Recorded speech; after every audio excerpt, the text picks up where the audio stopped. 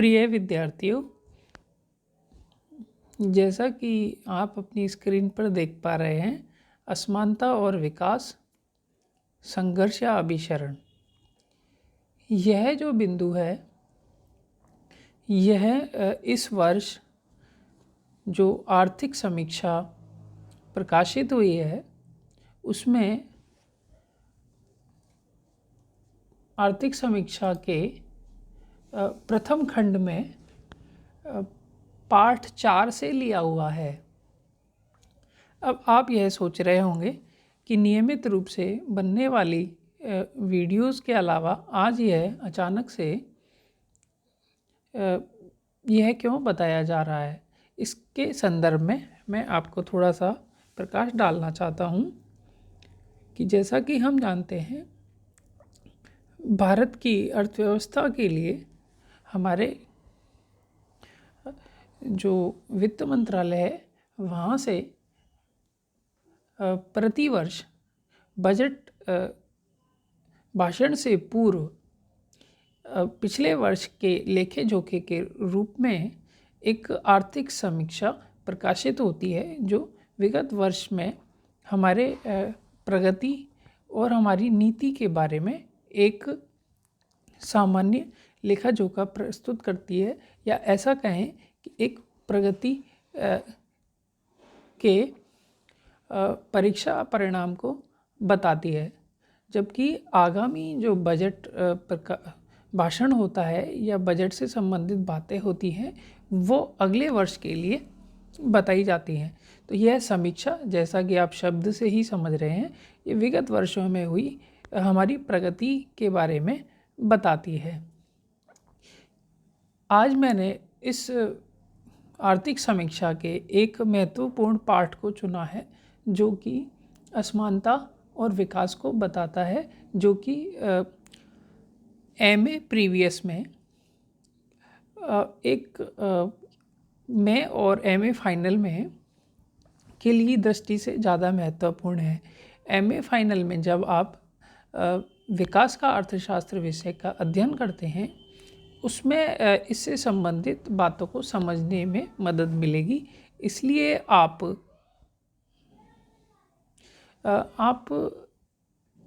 इस पाठ को कहें कि आसानी से समझने की कोशिश करें और एक बार इसकी रीडिंग शुरू करें। अब आप इस पाठ के प्रथम बिंदु में देखें कि सबसे पहले लिखा हुआ है अरस्तू का एक वाक्य, सबसे ऊपर लिखा हुआ है, और ये कह रहा है गरीबी क्रांति और अपराध को जन्म देती है। यह एक दार्शनिक वाक्य है, और इस वाक्य के माध्यम से ही, या इस में निहित 3 शब्दों यानी कि गरीबी, क्रांति और अपराध, इन 3 शब्दों के माध्यम से ही आप समझ सकते हैं कि इस पाठ में क्या कहने की कोशिश की गई होगी। इस तरह से आप अर्थशास्त्र के विद्यार्थी होने के नाते अपना एक विचार बना सकते हैं, या अपने मस्तिष्क में चल रहे इन शब्दों के कारण एक अच्छा डिबेट का टॉपिक भी बना सकते हैं। इसमें मैं आपको दूसरे पैराग्राफ में ले जाना चाहूँगा, जो ये कह रहा है कि इस अध्याय में सर्वेक्षण यह जांचता है कि क्या असमानता और विकास का भारतीय संदर्भ में संघर्ष है या अभिसरण। स्वास्थ्य, शिक्षा, जीवन प्रत्याशा, शिशु मृत्यु दर, जन्म दर और मृत्यु दर, प्रजनन दर, अपराध, नशीली दवाओं का उपयोग और मानसिक स्वास्थ्य सहित सामाजिक आर्थिक संकेतकों की एक श्रृंखला के साथ असमानता और प्रति व्यक्ति आय के सहसंबंध की जांच करके सर्वेक्षण में इस बात पर प्रकाश डाला गया है कि दोनों आर्थिक विकास, जैसा कि राज्य स्तर पर प्रति व्यक्ति आय में परिलक्षित होता है, और असमानता का सामाजिक आर्थिक संकेतनों के साथ समान संबंध है। यहाँ यह समझने का प्रयास किया गया है कि असमानता और विकास किस प्रकार हमारे सामाजिक आर्थिक संकेतकों से जुड़े हुए हैं। यानी कि एक तरफ है हमारे समाज में फैली हुई आर्थिक और अन्य सामाजिक असमानताएं, और दूसरी तरफ है हमारे समाज का या हमारे देश में रहने वाले नागरिकों का आर्थिक विकास।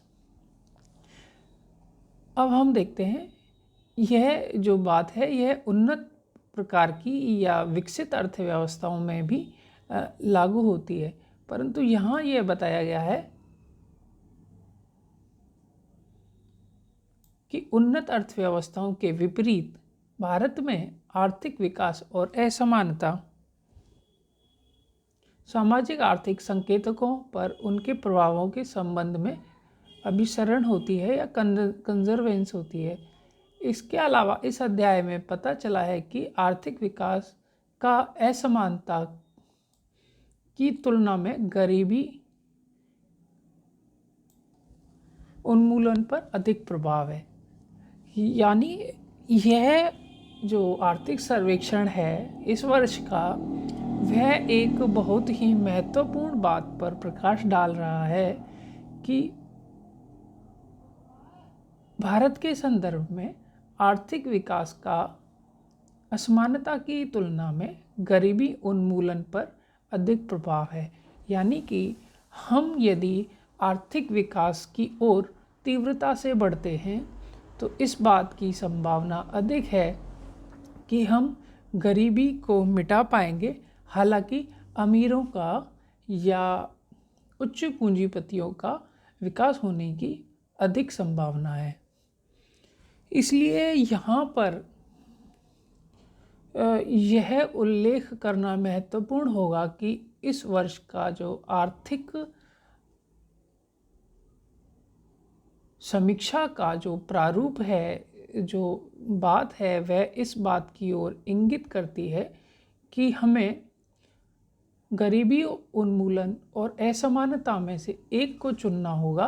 तो हम गरीबी उन्मूलन को चुनेंगे जो कि विकास की तरफ ले जाएगा। यानी हमारे विकास की नीतियाँ इस प्रकार की होंगी जो हमें गरीबी उन्मूलन के और तीव्रता से ले जाएंगी, भले ही हमें कुछ समय के लिए आर्थिक असमानता का सामना करना पड़े।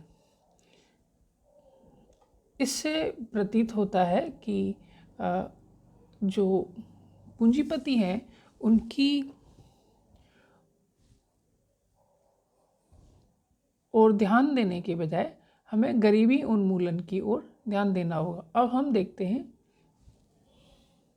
प्रस्तावना में, देख लें 4.1 में आर्थिक सर्वेक्षण 19-20 में यह तर्क दिया है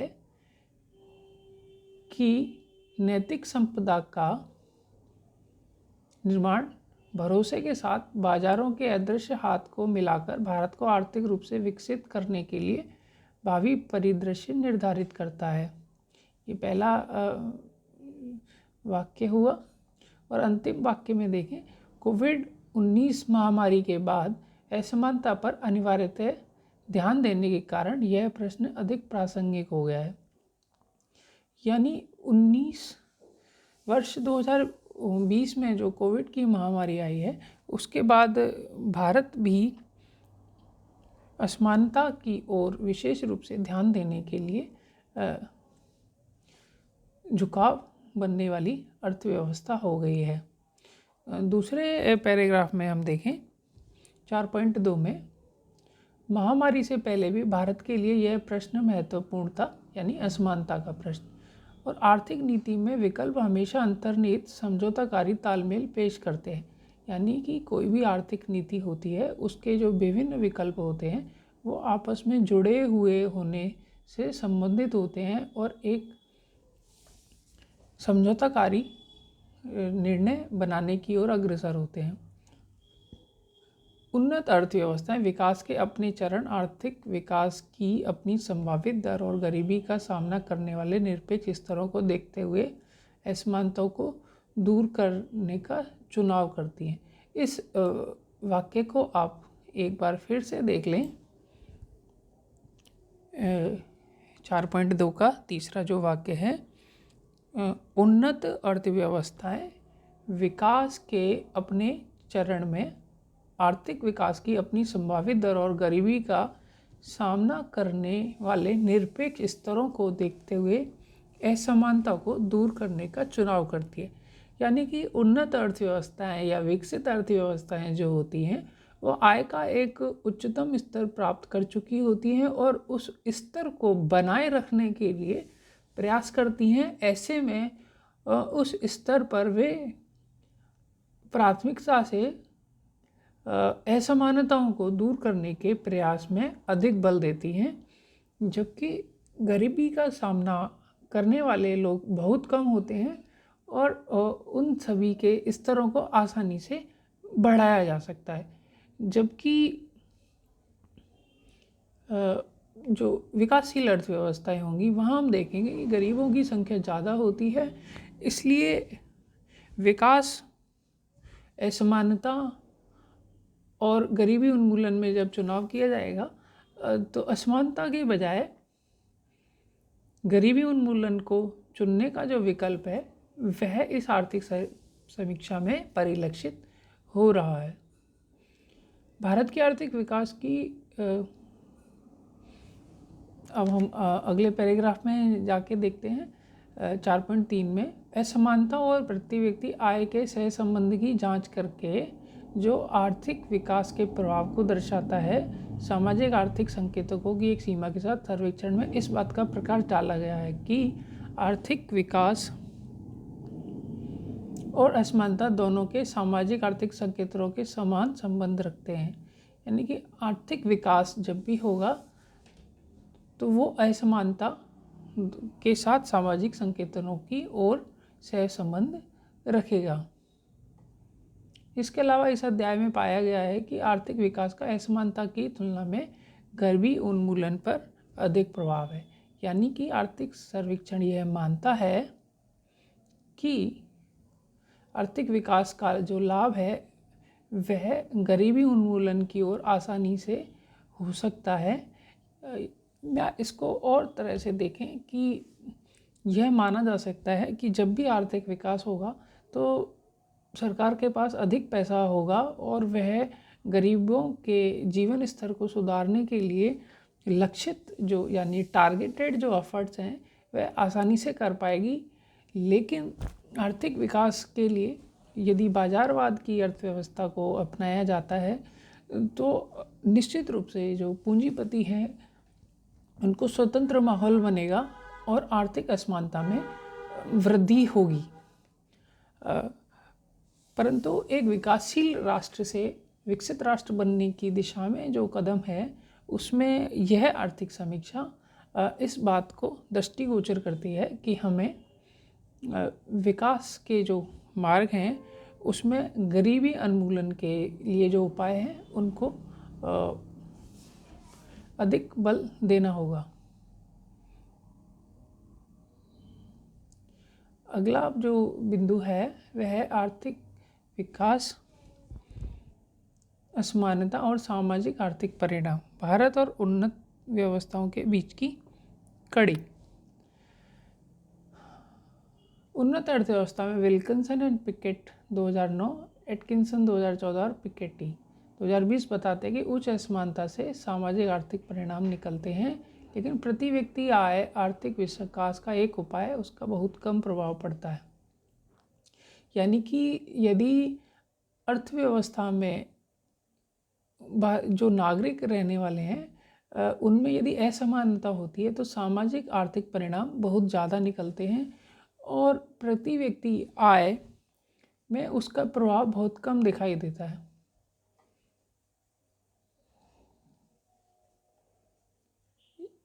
यहाँ पे कुछ इंडेक्स बताए हुए हैं स्वास्थ्य परिणामों के साथ असमानता और वृद्धि का प्रति व्यक्ति आय में सहसंबंध।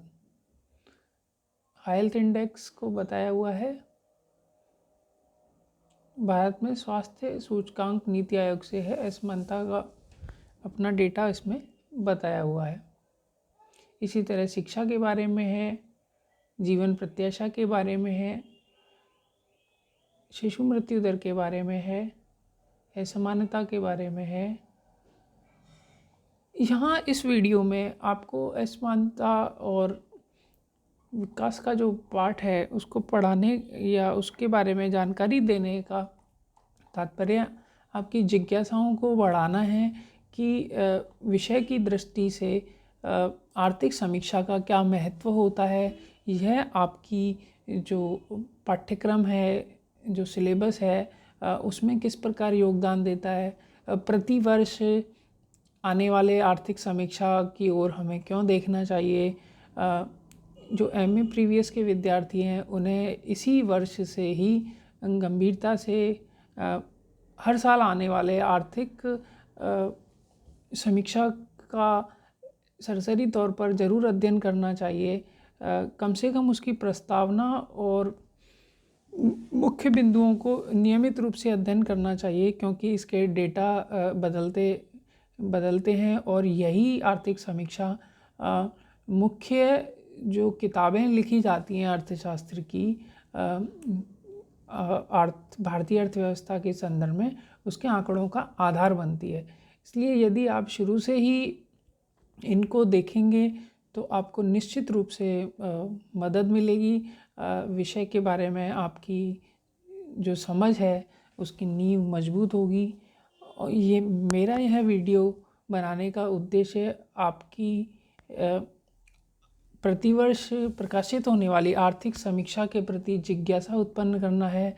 यह आर्थिक समीक्षा अभी आई है और इसको और पढ़ने की आवश्यकता है। इसके बारे में हम आगे और भी चर्चा करते रहेंगे, परंतु मेरा मानना है कि आप सब लोग अपने मोबाइल के माध्यम से इसको और किताब से मिलाकर रीडिंग करना शुरू करें। अब जो बजट भी घोषित होगा उस बजट भाषण के माध्यम से भी आपको पब्लिक फाइनेंस का जो पेपर है उससे संबंधित राजकोषीय नीति और उनके बारे में भी अध्ययन करने का मौका मिलेगा। इसी प्रकार आपका जो अंतर्राष्ट्रीय अर्थशास्त्र से संबंधित पार्ट है उसमें हम विदेशी व्यापार, भुगतान संतुलन और इस तरह की बातें पढ़ते हैं, उससे संबंधित भी नवीनतम आंकड़े आपको प्राप्त होते हैं। इसी तरह जब हम मैक्रो इकोनॉमिक्स या समष्टि अर्थशास्त्र पढ़ते हैं या मौद्रिक नीतियों से संबंधित बातें पढ़ते हैं, राजकोषीय नीति से बातें पढ़ते हैं, तो भी हमको नवीनतम जानकारियाँ रिजर्व बैंक या इसके माध्यम से भी बजट भाषण और आर्थिक समीक्षा के माध्यम से भी मिलती हैं। इसलिए नवीनतम आंकड़ों से जुड़े रहने के लिए हमें समय समय पर अर्थशास्त्र के क्षेत्र में प्रकाशित होने वाले सरकारी दस्तावेज़ों का अध्ययन कर अपनी जानकारी को मजबूत बनाना चाहिए। मैं कोशिश करता हूँ कि मैं आपकी जिज्ञासा को बढ़ाने में कामयाब रहूँगा और आप इसी तरह अपने विषय से संबंधित बातों का अध्ययन करते रहें। धन्यवाद।